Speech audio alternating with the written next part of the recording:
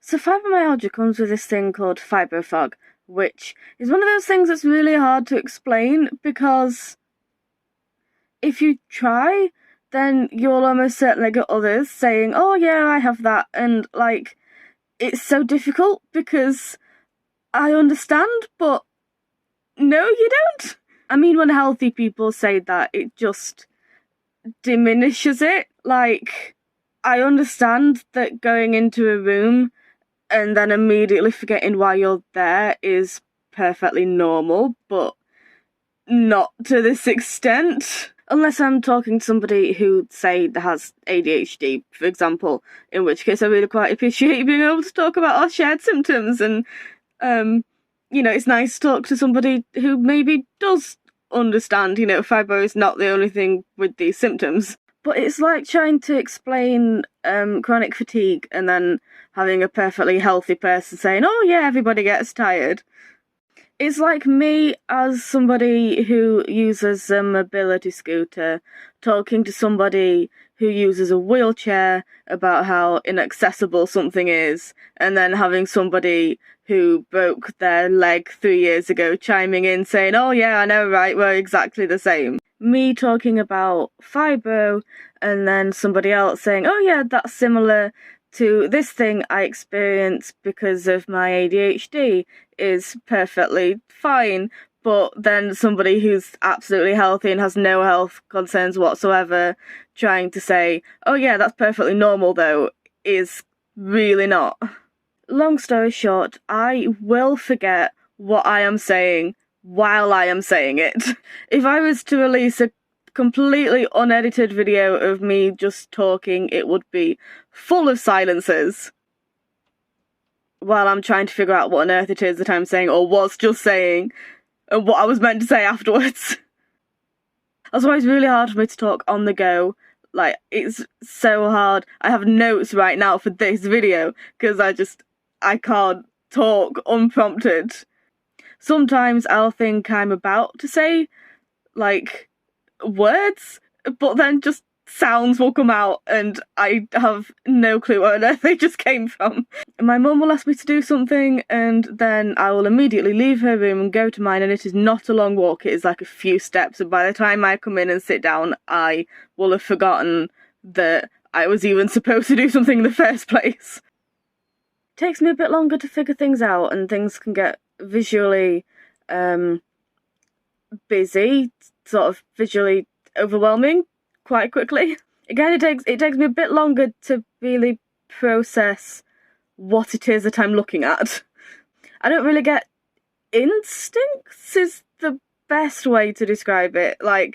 If I put my hand on something and it's hot, I don't instantly take my hand away. It's like a conscious train of thought that's like, oh, that hurts, ow, it's burning, I need to move my hand, I'm going to move my hand now. Or I see keys that I need and I can't just go and grab them, I need to look at them and go, they are indeed keys, what do I need to do? I need to pick them up. Which hand do I need to pick them up with? It's still only it's a few seconds, but it's not an instant thing, if that makes any sort of sense at all. It's like I need to translate what is being said to me in my head. I can't just listen to what people are saying and instantly understand what they've just said to me. Can't just listen to somebody and then immediately respond. It does take me a few seconds longer to understand and then formulate a response. So in school this was hard. It created a lot of challenges. Like putting my hand up in class. Bear in mind, if I was physically in school, then I was in a lot of pain and very scared. And there's so much talking going on. And having to make the conscious effort to understand what is being said is so exhausting that I only end up hearing about half the things people are saying to me, because there's just too much. And given, what I just said, then by the time I've understood the question and worked out the answer and how to say the answer and then how to put my hand up. It's too late, which I mean, putting my hand up, like, I can't put my hand up physically. It don't reach. My hand does not reach that far. So even that in itself was a bit challenging, and it was a bit mean of teachers to keep saying, you need to put your hand up, you need to put your hand up. I know, but I can't put my hand up. It doesn't work. I can't physically reach up there. My shoulder doesn't work like that. What are you talking about? So don't tell me to put my hand up. I can't. It doesn't work. But like, also, do you have any idea how humiliating it is to be called upon like that? Like, please, for the love of God, don't do that. Like, I've read teachers saying that it's a good thing to call upon your students and it's to make them engage more and actually you'll be grateful or whatever. Please don't do that. Especially not if you know that your student is struggling. Don't do that. I mean, I have been out of school for about 8 years now. Yeah, about 8 years. And I completely forgot how old I was. About 8 years, around about that time, a little under 10 years is what's important. Point is, I've been out of school for quite a bit. Even now, I still feel, separate words, still feel the effects yeah. Nailed it. I've been out of school for about 8 years, and I still feel the effects of what I just talked about. Of how humiliated I'd feel. That's, yeah.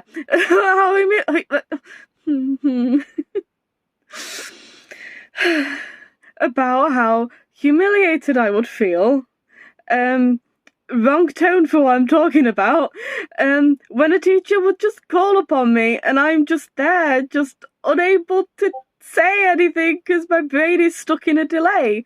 Like, I understand what you asked me, but I'm still trying to formulate a response, except now you've interrupted the process, so I'm still stuck in the task of trying to word what it is that I need to say, but now all of a sudden you've interrupted that, and now I need to figure out how to respond to this, but so that I can no longer now figure out the answer because now I need to focus on the fact that you've just asked me and I don't know what to say yet. And like, if I couldn't, if I had any chance of answering the question, as soon as you call upon me without me putting my hand up or giving any kind of indication, slightly raising my hand above the table, then if I couldn't before, I definitely cannot now. Like, I cannot say a word now, and I'm just there and just silent, which the teachers do not like. They do not like when you are silent, but I do not now have the capacity to say I don't know because you have just interrupted the task of me trying to figure out what it is that you just asked me, and I'm also now using up all my energy to try not to cry from embarrassment. The one moment that still just absolutely affects me to this day, though, is I was in a class with this really awful teacher. Like, people were actually terrified of her, and I didn't have her as a regular teacher, but we used to have her on Tuesday afternoons or something. I mean, you can tell how much this has affected me because I remember parts of it. Because, as we've just established, I have memory issues. It's unfortunate that the worst moments are the ones that I remember more clearly than all of the nice things that happened. I don't remember that, but I remember all of the terrible things that negatively affected me, because of course I do. Forgot to breathe. But we were carrying chairs, and that in itself is not a thing that I should have been made to do. And, obviously there was an entire class of people noisily carrying their chairs. I don't know why, but they were not at the tables, and we needed to take a chair and get them to the table to then sit down and do the lesson. So it was a bit visually overwhelming for me, and I was still working through the process of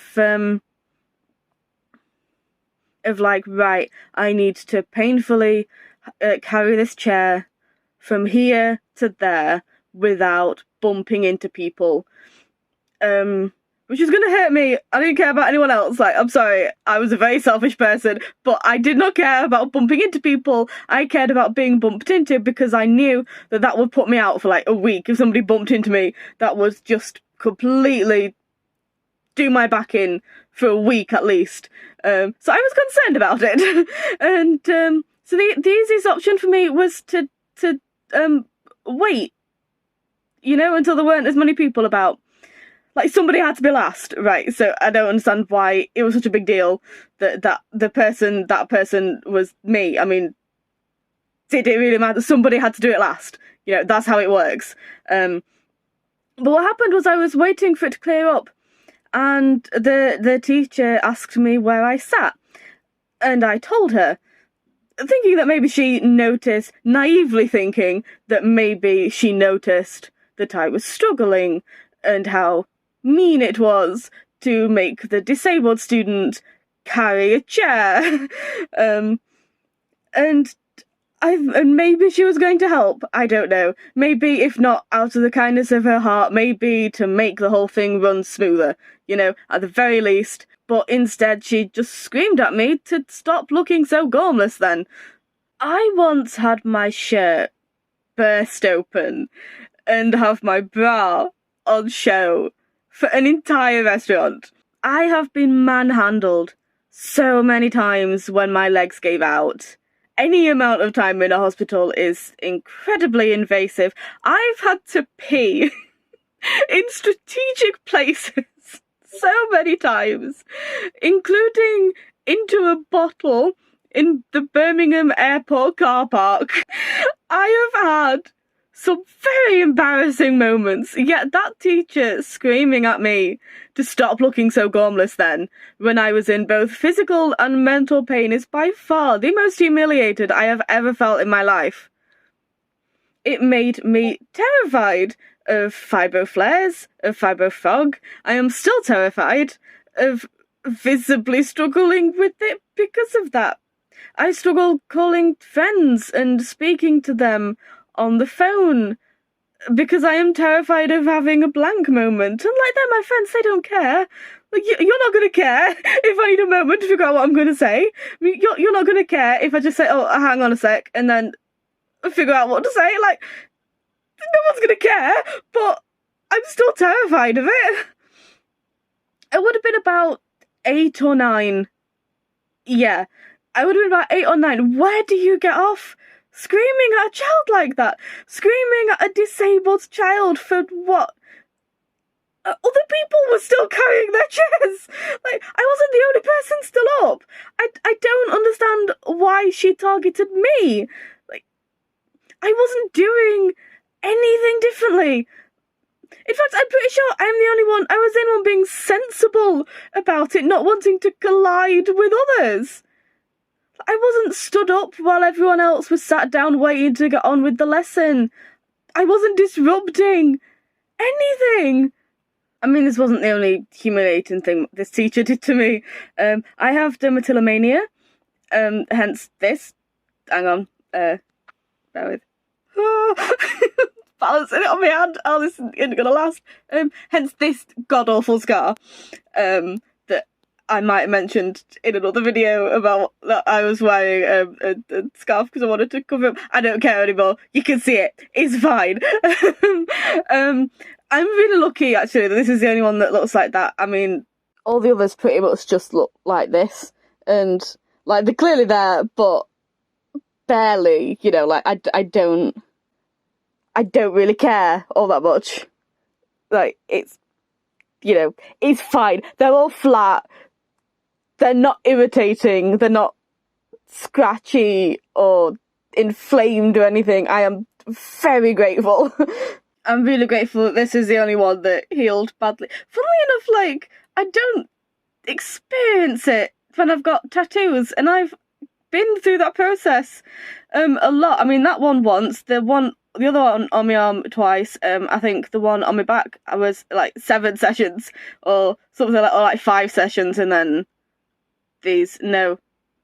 Yeah, the one on my back was 7 sessions altogether, so I had to go through that, a lot, and I never had the urge whatsoever with tattoos. I don't know why, but with scabs, it's really hard to explain, and I'm not in the best mindset to try and explain it. But what she did was she told the person I was sitting next to, who wound up becoming a friend, but at the time I did not even know her name, just told her that I pick my scabs, but in this very this is very naughty sort of way, and told this fellow 8 or 9-year-old to yell at me if I started, and excuse me, but what the hell is wrong with you, actually? How dare you do that? Where do you get off on doing that? Who gave you the right, first of all, to tell other people about my medical conditions? How dare you? Genuinely, I am out of it. I am enraged that this was okay. All that did was stop me from being able to confide in my actual friends about it. If I'm with someone now and they say, Seth, you're picking, I should be extremely grateful that they're stopping me, and I would love to be grateful, and I mean, I am grateful, but I also feel incredibly ashamed that I have been caught doing something bad. So thanks for that, thanks for that association, it's super helpful.